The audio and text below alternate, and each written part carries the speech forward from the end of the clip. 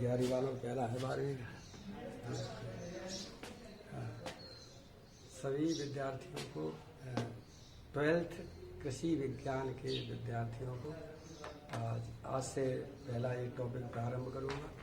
तो सभी को आप जैसा कि जानते हैं कि कोई शुभ काम करने से पहले अपना इष्ट का नाम लिया जाता है।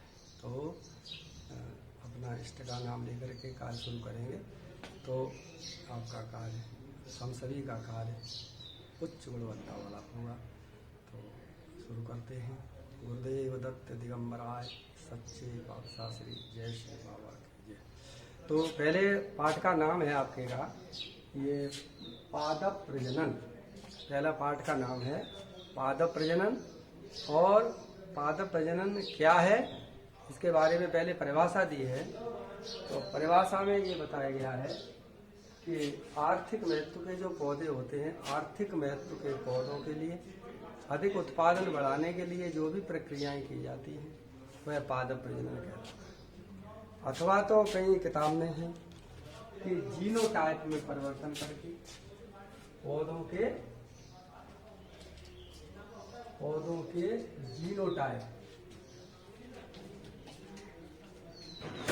जीनोटाइप का अर्थ होता है जीन प्ररूप। जीन प्ररूप में परिवर्तन करके और मानव के लिए आर्थिक महत्व के लिए मानव के लिए उपयोगी पौधों का निर्माण करना पादप प्रजनन कहलाता है। वैसे बहुत से वैज्ञानिकों ने बताया है, लेकिन आप सामान्यतः जानते हैं कि जो पेड़ पौधे होते हैं हमें आर्थिक महत्व के हैं, लाभदायक हैं, उनके लिए हमें ज़्यादा जोर देना पड़ता है। तो इस प्रकार से इनके जीन प्रारूप में परिवर्तन करके मानव कल्याण के लिए उपयोगी पौधे बनाना यह पादप प्रजनन कहलाता है। तो ये परिभाषा हो गई। इसके बाद मुख्य जो क्वेश्चन आता है परीक्षा के लिए, कभी कभी एक उद्देश्य है, एक क्रिया है। उद्देश्य इसके क्या है, ये उद्देश्य के बारे में समझें। पहला पॉइंट है अधिक उपज। जब फसल में उत्पादन कम होगा तो लागत और उत्पादन बराबर रहे तो किसान को लाभ नहीं मिलेगा। इसलिए इस प्रकार की फसलें की किस्में तैयार करना, उनका उद्देश्य ये रहे कि फसल में अधिक से अधिक उत्पादन हो। इस प्रकार की किस्मों का विकास किया जाएगा। पहला उद्देश्य है अधिक उत्पादन वाली फसल, अधिक उपज वाली फसल को तैयार करें प्रजनन के द्वारा। दूसरा पॉइंट रहता है उत्पाद के गुणों में सुधार। दूसरा पॉइंट कहता है उत्पादन तो अधिक हो, लेकिन दो तरह से हो। एक तो होता है क्वालिटेटिव और एक है क्वांटिटेटिव। तो ये यहाँ पर है गुणवत्ता युक्त ये शब्द रहेगा। क्वांटिटेटिव शब्द है और एक क्वालिटेटिव है। तो मात्रा भी हो और क्वालिटी भी हो, दोनों ही क्वालिटी के लिए उत्पाद के गुणों में जो उत्पादन हुआ है उसके अच्छे गुणों वाले पेड़ पौधे की किस्में प्राप्त हों, ये इसमें दूसरा पॉइंट है।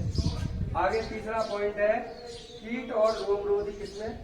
अधिकांशतः क्या होता है, फसल को जब बोते हैं तो फसल उगती है, तो फसल बड़ी होती है, तो पकती है, तो इस बीच में उसमें विभिन्न प्रकार के कीट नुकसान कर देते हैं, जिससे किसान को पूरा उत्पादन नहीं मिल पाता।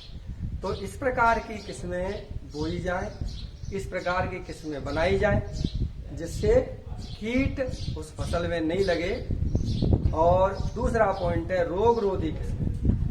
रोग कीट के अलावा दूसरे अन्य प्रकार से भी पेड़ पौधों में, फसलों में रोग हो सकते हैं। तो रोग नहीं लगे, इस प्रकार की किस्में बनाई जाए कि कीट भी नहीं लगे और रोग भी नहीं लगे, निरोगी पौधे हों, स्वस्थ रोगे हों, जिससे जो स्वस्थ प्रकार के पौधे फसल प्राप्त हो, जिससे लाभ मिले। आगे वाला पॉइंट है अधिक दक्षता वाली फसलें। अधिक दक्षता वाली माने क्वालिटी है और उसमें जो कंटेंट है, उसमें कंटेंट है, अधिक एफिशिएंसी वाली फसलें मिले, उच्च क्वालिटी और दक्षता वाली फसलें मिले, ऐसी किस्में इसमें उद्देश्य नंबर आगे वाला है। इसके बाद है आगे फसलें इस प्रकार की हो कि किसान चाहता है कि कम समय में ज्यादा लाभ मिले, इसलिए उसमें शीघ्र पकने वाली फसलें की किस्में विकसित की जाए, शीघ्र पक सकें।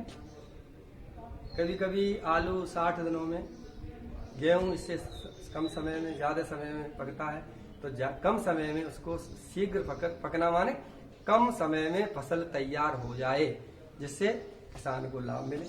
और समकाल पकना क्या क्या होता है, कभी कभी खेत में क्या होगा, अक्सर आपने देखा होगा कि फसल में समतल खेत है, पानी बराबर जा रहा है, खाद बराबर डालते हैं और समय समय पर सिंचाई बराबर करते, फिर भी किसी क्षेत्र में खेत के किसी भाग में फसल बड़ी हो जाती है, छोटी रह जाती है दूसरे हिस्सों में, और वह पहले पक जाती है बड़ी वाली और वो देर में पकती है। अतः किसान फसल पकने के बाद, फॉर एग्जाम्पल गेहूं पकने के बाद या ज्यादा पक जाएगा तो काटने से वह उसके जो दाना है, बाली है, वह टूट जाएगी, और नहीं तो कच्चा रह जाएगा। अतः समकाल पक्वता करते हैं कि पूरी फसल खेत की एक बार में ही परिपक्व हो जाए। इस प्रकार की समकाल पक्वता का अर्थ होता है एक समय में ही पूरे खेत की फसल पक जाए, जिससे उचित लाभ मिल सके, एक साथ काट करके किसान को लाभ मिल जाए।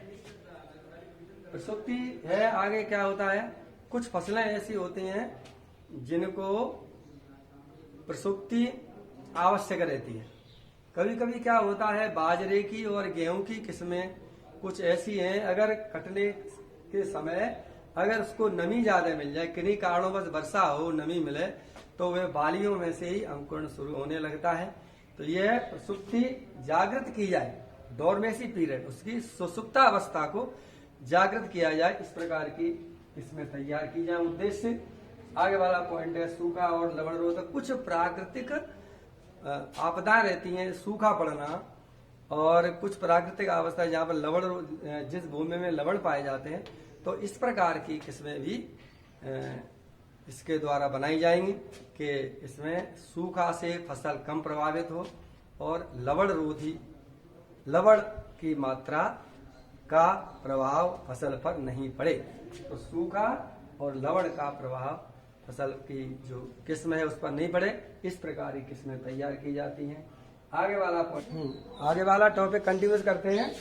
नई ऋतुओं के लिए जो अच्छी किस्मों वाली जो फसलें बोते हैं, नई ऋतुओं के लिए माने के समस्या रहती है कि फसल कब हो, क्योंकि आवश्यकता अधिक बनी रहती है। मानव समय समय पर परिवर्तन के अलावा फसलें हर समय लेने का, उत्पादन क्रिया बढ़ाने के लिए, आर्थिक रूप से मजबूत करने के लिए ये ऋतुओं पर आधारित फसलें नहीं हैं। माने के कुछ सब्जियां सर्दी में मिलती हैं, कुछ गर्मी में मिलती हैं, तो कुछ लोग क्या करते हैं, आर्थिक उत्पादन बढ़ाने के लिए, आर्थिक लाभ कमाने के लिए हर ऋतु में फसलें होती रहती, तो उन पर ऋतुओं का प्रभाव नहीं पड़ता।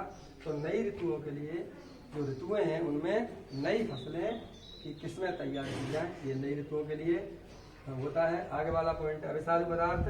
कुछ पौधों की जातियों में कुछ पॉइजनस पदार्थ बनते हैं जो कि हार्मफुल होते हैं, नुकसानदायक होते हैं, तो ऐसी किस्में तैयार की जाएं जिससे वह उसमें पॉइजनस की मात्रा कम की जाए, जिससे मानव कल्याण के लाभदायक हो। आगे वाला पॉइंट है अभिसरण। अभिसरण के द्वारा उड़द में, सरसों में और मूंग में इसके लाभदायक फसलें प्राप्त हुई हैं, ये अभिसरण के द्वारा। आगे वाला पॉइंट है प्रकाश असंवेदिता। प्रकाश असंवेदिता क्या है?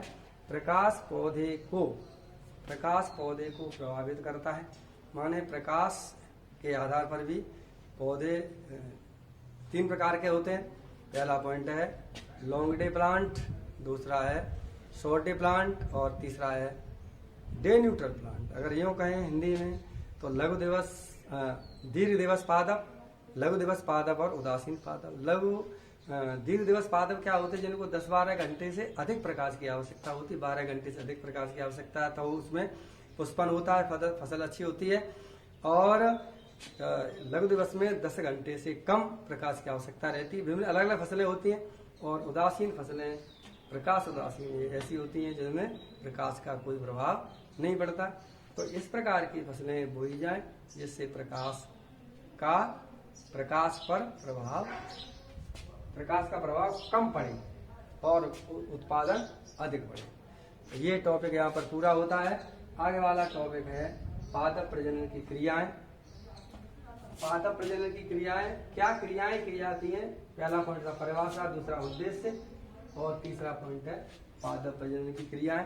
पादप प्रजनन की क्रियाएं क्या है कि पादप प्रजनन की क्रियाएं नंबर 1 है, इसमें क्रियाएं की जाती। पहला पॉइंट है विविधता का उत्पादन। विविधता माने भिन्न भिन्न प्रकार की बहुत सी किस्में, विभिन्न प्रकार की तैयार की जाए, किस्में विभिन्न प्रकार की किस्में एकत्रित की जाए, इकट्ठी की जाए, उत्पादन किया जाए। तो विविधता का उत्पादन माने भिन्न भिन्न प्रकार की जातियों का उत्पादन किया जाए, ये पहला पॉइंट है। इसके बाद दूसरा पॉइंट है चयन। जब विभिन्न प्रकार की किस्में आपके पास होंगी उनमें से अच्छी किस्मों का चयन करेंगे, सिलेक्शन करेंगे, अच्छी किस्मों का सिलेक्शन करेंगे। और क्यों? उस उत्पादन के आधार पर देखेंगे और उसके उपयोग के आधार पर देखेंगे। चयन, उत्पादन, उपयोग और फसल के समय के आधार पर देखेंगे। आगे वाला पॉइंट चयन करने के बाद उसका मूल्यांकन करेंगे। तीसरा पॉइंट है मूल्यांकन। मूल्यांकन का अर्थ है उसके बारे में जानकारी लेंगे कि उत्पादन कितना होता है और मानव कल्याण के लिए कितना उपयोगी है। मूल्यांकन करने के बाद आगे गुणन। गुणन का अर्थ है उसकी संख्या में वृद्धि करेंगे। जो चयन करके उसका मूल्यांकन करने के बाद फसल की किस्म है उसको एक बार बोएंगे, खेत में बोएंगे तो कम मात्रा के बीज जब बो देंगे तो फसल होगी तो ज्यादा मात्रा में प्राप्त हो जाएंगे। गुणन माने संख्या में वृद्धि हो जाएगी और संख्या में वृद्धि होने के बाद फिर यह समय के अनुसार, फसल के अनुसार किसानों को क्षेत्रों में वितरित करेंगे, बांटेंगे, जिससे वह बोएंगे, जिससे उस प्रकार की जो आपने किया है क्रियाएं उसका लाभ मिलेगा। वितरण के बाद ये फसल उत्पादन होगी जिससे उसमें परिवर्तन प्राप्त होंगे और मानव के लिए आर्थिक महत्व का होगा। आगे वाला जो ये टॉपिक हो गया विविधता वाला, चयन, मूल्यांकन, गुणन और वितरण। इसमें आगे वाला जो पॉइंट है पहला विविधता, उसमें टॉपिक अलग से होते हैं। विविधता का जो उत्पादन उसका पहला टॉपिक है ग्राम्यन। ग्राम्यन का अर्थ है डोमेस्टिकेशन, अर्थात जंगली जातियों को, जंगली किस्मों को, जंगली फसलों की किस्मों को मानव कल्याण के लिए उगाना, फसलें के रूप में बोना, यह कहलाता है ग्राम्यन। माने अपने लाभ के लिए उनकी जंगली जातियों को, वाइल्ड वैरायटी को डोमेस्टिक वैरायटी बनाना, माने जंगली जातियां उनको फसल के रूप में मानव कल्याण के लिए बोना, ग्रामीण कहलाता है। इसके बाद दूसरा पॉइंट है पादप पुनर्स्थापन। पादप पुनर्स्थापन क्या है? किसी भी पौधे की किसी जाति को उस स्थान पर उगाना जहाँ पर वह पहले नहीं पाई जाती, अर्थात किसी जाति को उसके मूल स्थान से हटा करके उस नए स्थान पर ले जाना जहाँ पर वह पहले नहीं पाई जा सकती हो, जिसे प्लांट इंट्रोडक्शन भी कहते हैं। प्लांट को ले जा करके स्थापित करना। और इसमें एक और है दशानुकूलन, शब्द यहाँ पर नहीं दिया है, यहाँ पर एक दशानुकूलन है और है इसी के साथ जुड़ा हुआ है। दशानुकूलन क्या होता है? उसको नए स्थान पर, नए आवास पर स्थापित तो किया, लेकिन वह पौधा उसके अनुकूल नहीं हुआ तो आगे नहीं चलेगा। तो उसकी दशा, उसकी कंडीशन उसके अनुकूल हो जाए तो नए आवास में ले जाया जाए और अनुकूलित हो जाए। यह है पादप पुनर्स्थापन और दशानुकूलन। आगे वाला विविधता में आगे वाला पॉइंट है संकरण। संकरण क्या है? आनुवंशिक रूप से दो भिन्न जातियों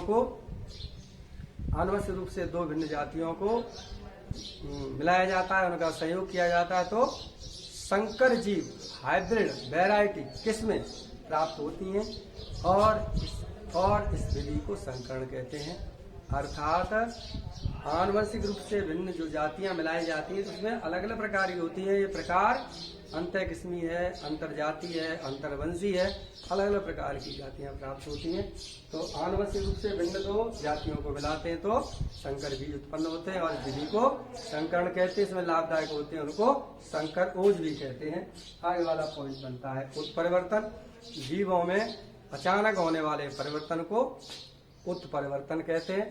उत्परिवर्तन में यह धीमी प्रक्रिया है, लेकिन यह प्रक्रिया उत्परिवर्तन म्यूटेशन को दो भागों में बांटा गया है।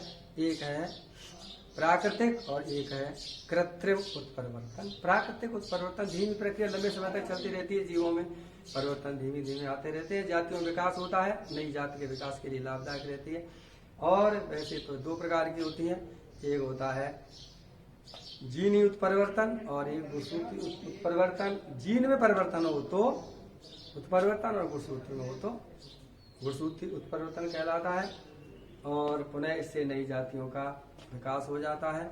गुणसूत्र में परिवर्तन क्यों, मैंने आपको बताया कि सामान्यतः मैंने समझाने का प्रयास किया कि जैसे ये कोशिका है, कोशिका में एक केंद्रक पाया जाता है, केंद्रक में गुणसूत्र पाए जाते हैं और गुणसूत्र पर जीन पाए जाते हैं, बिंदु के रूप में पाए जाते हैं।